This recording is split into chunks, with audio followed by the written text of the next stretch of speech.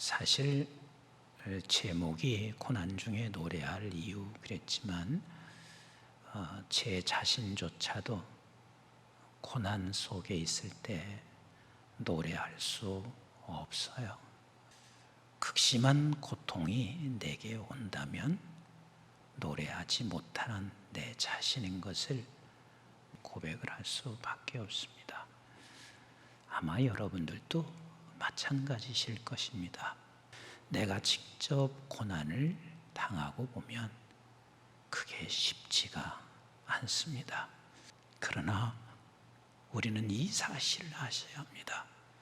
어떤 고통 속에서도 믿음의 사람과 세상 사람과는 구별되어 있어야만 된다는 것.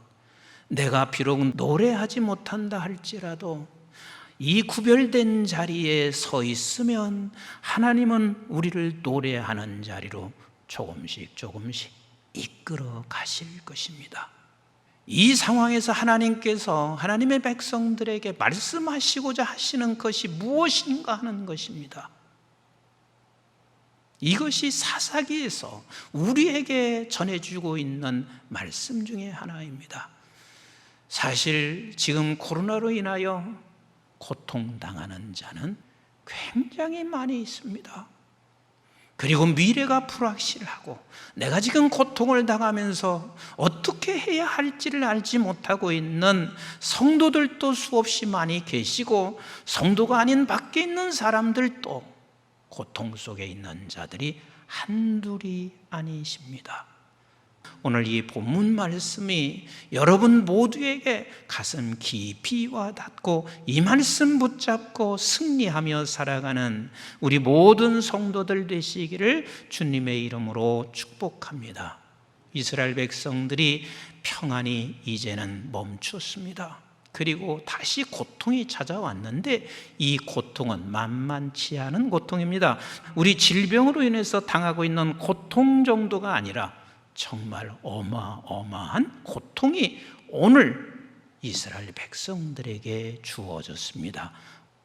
모두가 다 자기의 삶의 터전을 잃은 채 산으로, 들로, 굴에 가서 살고 있습니다.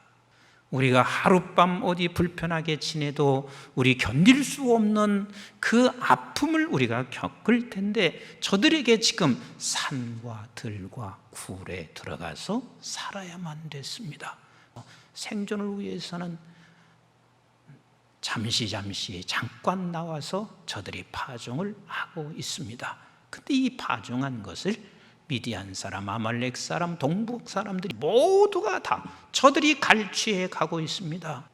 그리고 그 하나님이 어떤 분이시고 그 하나님의 백성을 어떻게 이끌고 가시는지에 대하여 반복되는 이야기 속에서 하나님이 하시고자 하시는 말씀은, 너는 내 백성, 그리고 내 백성을 내가 어떻게 끌고 가고 있는지 하나님은 계속해서 말씀하시고 있습니다. 하나님께 부르짖었을 때 하나님께서는 한 선지자를 보내서 하시는 말씀이 있습니다. 얘들아, 네가 누구냐? 너 애굽에서 건져낸 내 백성들이야. 그런데 네가 내 말 듣냐? 가나안 땅에 들어가서 전멸시키라고 하신 그 하나님의 메시지는, 그 가나안 땅에 있는 가나안 족속들이 이런 신 저런 신을 섬기고 있는 것을 너는 따라가지 말고 내 말, 나를 섬기기를 원하고 있건만 내 말을 듣지 아니하고 정종하지 아니하고 너는 가나안 땅에 들어가서 너는 저들의 목소리를 정종하고 살지 않았느냐? 네가 어찌하여 내 말을 경외하지 못하는 자리에서 내 말을 무시하면서 살아가고 있는가? 선지자를 통해서 하시는 말씀이었습니다. 우리 사랑하는 성도 여러분, 우리는 믿음의 백성들에게는 세상 사람과 다릅니다. 세상 사람들은 고난이 왔을 때 원망하고 불평하고 세상을 더 따라가며 더 악해집니다. 그런데 하나님의 백성들은 고난이 찾아올 때마다 아버지께로 돌아서기를 원하시고 계신 우리 하나님이십니다. 그래서 우리는 고난이 찾아왔을 때 저와 여러분들이 함께 기억해야 할 것이 있습니다. 이 두 가지를 평생 잊지 않기를 주님의 이름으로 축원합니다. 그 하나가 뭐냐면 같이 합시다. 나는 사생자가 아니다. 이 사사기 6장에 이 미디안을 통해서 겪고 있는 이 극심한 고난, 이 고난 속에서 우리가 적어도 노래하지는 못할지언정 네가 꼭 반드시 기억해야 할 것은 너는 내가 애굽에서 너를 건져낸 내 백성이다. 죄악 가운데 너를 건져서 영원히 나와 함께해야 할 하나님 자녀, 하나님의 백성이다. 하나님의 자녀면 누구든지 다 아픔을, 고통을 겪을 수 있습니다. 그래서 하나님은 우리의 고통 속에서 하나님 아버지를 더 가까이 가게 하고, 이 고난 속에서 하나님을 알게 하시고, 평안 속에서 또한 하나님을 알게 하시고, 그리고 이 고난과 평안 속에서 우리 하나님 앞으로 더 가까이 나가기를 원하시는 우리 하나님이세요. 지금 혹 여러분들이 어떤 어려움, 미래가 보여지지 않는 아픔이 있으신가요? 여러분들의 입술로 사실을 사실로 고백하세요.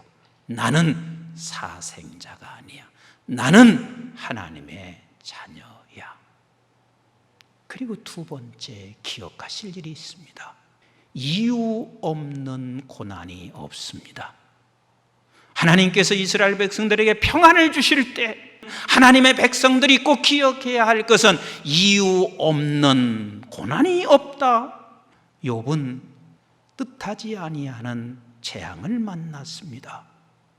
그래서 주변의 사람들은 당신 빨리 죄 회개해, 죄 때문이야. 그런데 하나님께서 욥에게 준 고난은 친구들이 말하고 있는 설명한 고난 아니었습니다.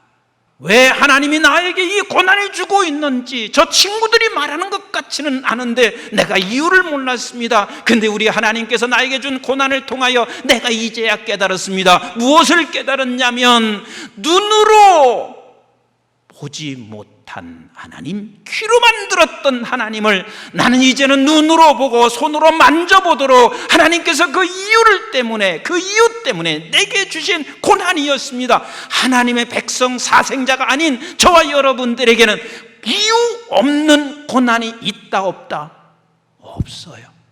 반드시 이유가 있습니다.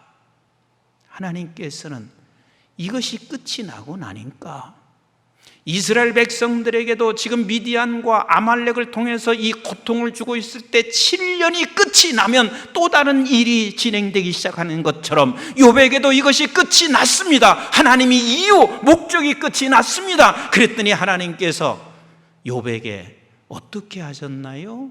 이렇게 갑절을 주셨으면 그 다음 이야기를 수없이 좀 했으면 얼마나 좋겠어요. 그런데 이 이야기를 하고 곧장 마지막 구절에 이렇게 말씀으로 끝나요. 16절, 17절 보세요.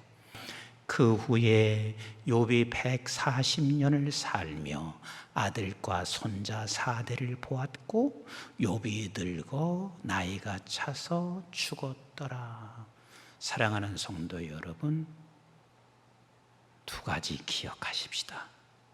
나는 사생자가 아니라 하나님의 택한 백성. 고난 속에서나 내가 좀 더 다른 사람보다 편리한 삶을 살아가고 있는 상황에서 분명히 이유가 있다.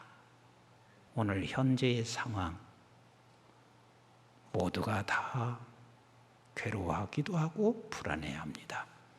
우리는 사생자가 아니고 이유가 있는 것이 있으니 그 이유를, 목적을 물으며 아버지께로 향하여 기도와 간구와 감사함으로 아뢰요. 우리 모든 성도들 다 주님이 주시는 평강이 여러분들의 가정과 삶의 현장 속에 충만히 임하시기를 주님의 이름으로 축복합니다.